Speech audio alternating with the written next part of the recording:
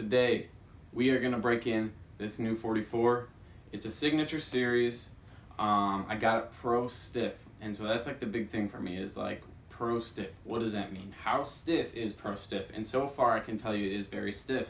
It's like my 8th 44, and compared to all the other ones, it's definitely just by far the most stiff. I got it dual welting and kip palm liner, which is going to only add to it. One, the kip palm liner is just going to be tougher, and the dual welting is just creating just more on the glove. It's just more to break in. So overall, it's going to be harder to break in than my others for sure. So I'm excited. But yeah, overall, I want to talk a little bit about what it looks like to break in a glove, and it's going to look different with every glove you have. My A2K right here, yes, it has the super skin on it, so that's a big part. It took one day, and by one day I mean like an hour. I'm able to, like, as soon as I got this glove, I was able to like close, it wasn't easy, it wasn't like hard, but I was able to close the glove. And so I just went at it with the softball, hardcore couch catch kind of a thing. And then once I felt like I had it actually pretty good, I just gave it a hot water treatment just to give it that shape. I gave it the flare. The pocket on it is already beautiful, and it's ready to go. This thing's gorgeous. I love this thing. If it were smaller, I'd really think about using it short, but it's just my outfield glove, I guess, for if I ever get the chance to play outfield, which probably won't happen just because we don't necessarily have somebody to play short. It's not like I'm amazing or anything, but our slow pitch team isn't the best defensively, so it happens to be me at short. Oh girl, look at him. Oh girl, look at him. Oh girl, To get into the first step of how we break this thing in, if your glove is overly stiff, it's not a simple couch catch is going to break it in. What you need to do is use just your hands to get this thing loose. And what that looks like for me is I'm starting with the heel, because this heel and this palm is what's so stiff right now. That's like where I'm closing it, is when I'm squeezing pretty much as hard as I can, and I don't want to create any bubbles in the palm necessarily, so I don't want to keep doing that. But we're going to be going like this. Grab here, squeeze, and then just rub back and forth. Probably look like I'm struggling a little bit, and it's because I kind of am. Because it's not exactly simple. It's just something you got to use a little bit of muscle for. But yeah, so you need to just be going after that palm. We're also going to focus on the fingers. We're going to try to push and pull on these laces, kind of stretch them out just a little bit, but mainly just pushing on these fingers for now. Eventually I'm going to flare it, but for now I'm not going to worry about that. I'm going to wait till I hot water it, which you don't need to hot water every glove. 44, you guys, big thing. 44 does not recommend using the hot water treatment. That is because with certain colors you can see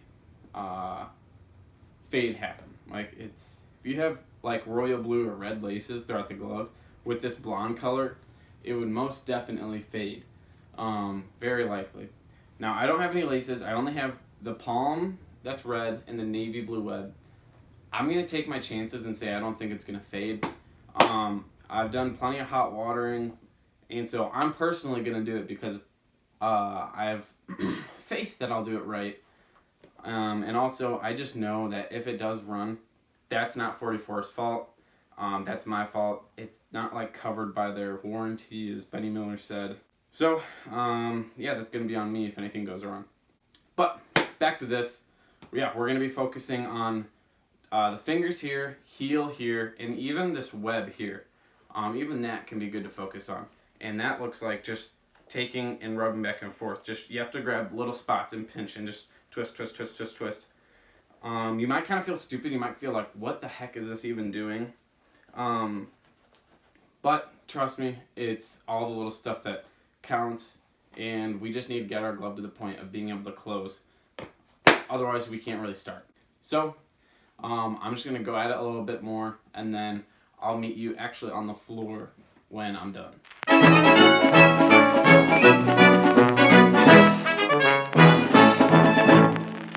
We are on the floor.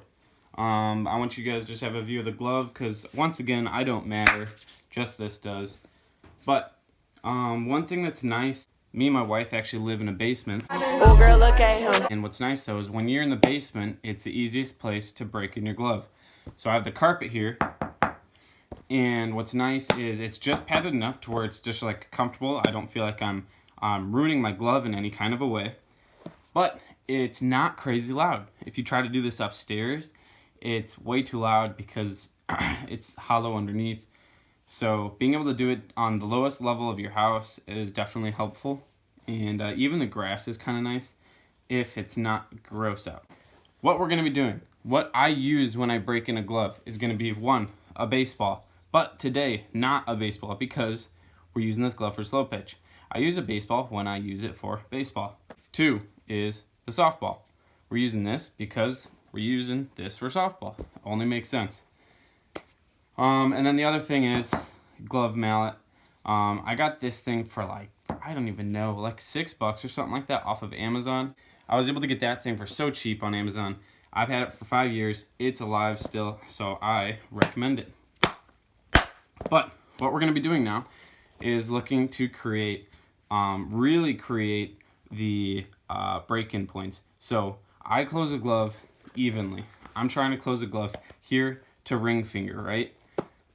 So I want to start finding like my break-in point. Like if I wanted to go here, I would hardcore, make it like really push hardcore over. But I'm looking just to kind of go to ring finger. I'm not looking to get a perfectly flat, even close like that. I don't like that. I want to go to here. So you just kind of want to find your break-in point where you want it to be, and you want to just smash away at it, right? Again, do not be too gentle because it's a glove, it's a leather. It's going to get dirty at one point, and it's not going to break. Then you're doing the same thing, but to the thumb. You want to get a thumb break-in point, boom, boom, boom. And then after that, you want to just kind of start like this, and like smash, smash, smash, and as you're smashing, roll the glove back and forth like that. That's going to get a ton of work in on your heel. The little bit of work we were doing like this, that's going to be like nothing compared to just smashing that thing. It's going to make a huge difference. Then, once I feel like it's really gotten, made a big difference, we'll probably move on to hot watering this thing. Also, a lot of things I do is just go away at the palm. Literally hit this thing anywhere you want. It's just overall going to loosen up the leather.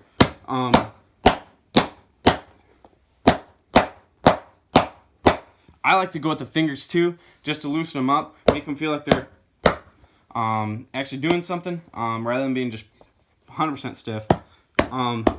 The web is always good to go at, and when you're going at the web, try to avoid the top half of the web. You want to go for that bottom half. You don't want to confuse the glove. The glove gains a memory. So if you're going at the whole glove, you're going the top half and the bottom half, it's never going to create a pocket just at the bottom half because it's getting hit everywhere. You want to hit at that bottom half only for now so that it creates a pocket down there. But palm, just hit away at it. Do whatever you want. But yeah, continue to go. What I like to do is literally go as hard as I can for like 30 minutes, and then you'll see a huge change. Especially if you hot water it beforehand. If you're hot watering it and then going to just go hardcore on it, yeah, it makes a huge difference.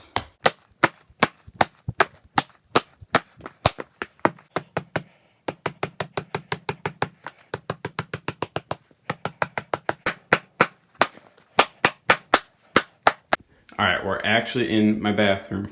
We are going to use this sink because it gets super, super hot.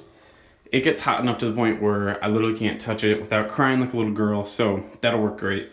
I'm not going to be able to record at the same time because I literally just have my phone, as you see. But what we're going to do is actually pour down the glove with the mug right there. Pour down the glove, and we're actually going to pour down this way. So we want to pour down so the water's going down like this, and in the palm, same thing. Pour down so the water goes like this. I'm picky, so like every spot of the glove needs to be wet and dark to avoid any like discoloration, if that makes sense. But that's just me. Don't worry about it for yourself. But what you want to avoid is getting water that's shooting down and just staying in the finger stalls, because that's going to take a long time to dry and it's kind of a pain. So other than that, you just got to cover the glove with hot water. If you can't touch the water with your hand, I'd say it's hot enough, but it's got to be to the point where your mom can touch it because she's a psycho. If it's too hot for your mom to touch, then it's a no-no. That's like the hot water meter. Too hot for you, but not too hot for your mom, and then you're perfect. Oh, also, you don't actually want to like soak the glove. You just want a layer of water all over it, all right? You just want to run it over. You don't want to stick it under the sink. Not a good idea. You don't want to dip the glove in water. Holy cow, no. It's just enough to where it runs over. Does that make sense? Stupid. All right, right back at it. You can see that there's a bit of a major color change. Way darker. I always love the way a glove looks while you're hot watering it. But you don't want to waste too much time like I am right now talking. You want to kind of get at it right away. The last thing you're going to do is like shape the glove like you want it. Like give it that flare if you want it. Give it the roll. That's how you want it, and you want to just let it dry like that. But for now, back to the major work on breaking it in, just like we were before. We're going to do a lot of the same things. You really want to take advantage of the time you have just to break this thing in. Big things I focus on are kind of getting the fingers in the shape that I want them.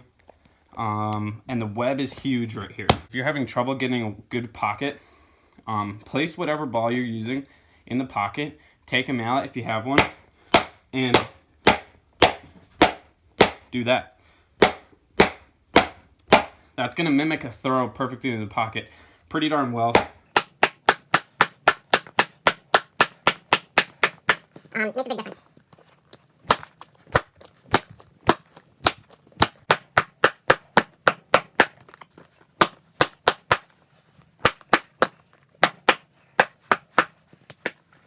When you flare a glove, a lot of times you'll have a problem with the fingers really kind of twisting in like that.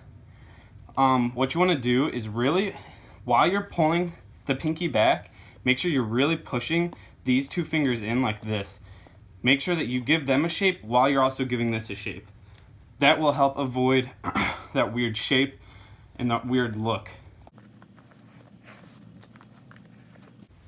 All right, hey, overall, very successful. Worked out well.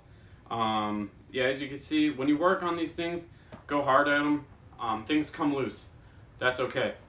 I've got glove locks actually sitting around. Hang on.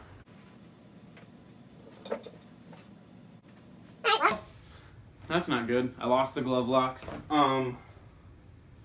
That's the first time that's happened on accident.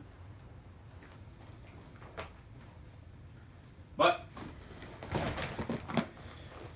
overall, it was successful, you guys. Break-in went great. Yeah, I'm going one in just normal traditional. It feels great so far. It's of course going to take a little bit of a longer break-in compared to just wearing it two in the pinky. Last thing I want to say is, when you're done with the hot water, shape the glove how you want it. So get it down. Get that thumb and the pinky where you want it. Get those fingers where you want it. Push that web out. Push that glove back so it just fits to your hand perfectly. And then put it on the shelf. Let it sit for that 24 hours or whatever it is until it's dry completely. And once it's completely dry, I mean, I've had gloves literally take like over 24 hours to dry. No idea why, just certain leathers hold on to it more. My A2K literally took like 3 hours to dry, which is like freaky fast. But this thing, I think this thing's gonna be just like overnight. It's all gonna be, 12 hours and it'll be good to go. And that's just, letting it rest like that is gonna help shape your glove a ton. So just let it stay, it'll make a big difference. And then of course, subscribe if you're not subscribed. As it gets warmer out, I'm gonna be outside more. Right now, it's just inside doing glove videos, but as it gets warmer, we're actually gonna get out, have some fun, do some home run derbies, and who knows what. Maybe we'll throw some bouncy balls in a bat and hit some dingers. We'll see what happens. But as it gets warm outside, I mean, we're in Chicago, it's freezing. I'm walking to work right now, and it's not exactly fun. It's cold out. But for now, it's the glove videos. And you guys, once I hit 500 subscribers, I'm going to be getting my next 44. I'm pumped for a denim 44. So you guys better get me to 500 fast because I want to get that denim. So stoked to see what it feels like. As of now, there's really no videos out on YouTube of the denim. Nothing that I've seen. You guys can comment and tell me how you want me to do it. I'm thinking I want to go full on denim so that I have an idea of what it feels like. Palm denim, back denim, everything denim. But what do you want the accent color to be? Help me out. Help me figure that out. I don't know what to go with. Tan always looks great, but if you guys have any ideas, let me know. That's going to be it. Again, subscribe. Hit the like button just to let me know that I don't suck. So if you watch this far, man, I don't even know why you watched this far, because I've just been babbling for the past, I don't even know, at least minute. So hit the like button because you obviously don't hate me. So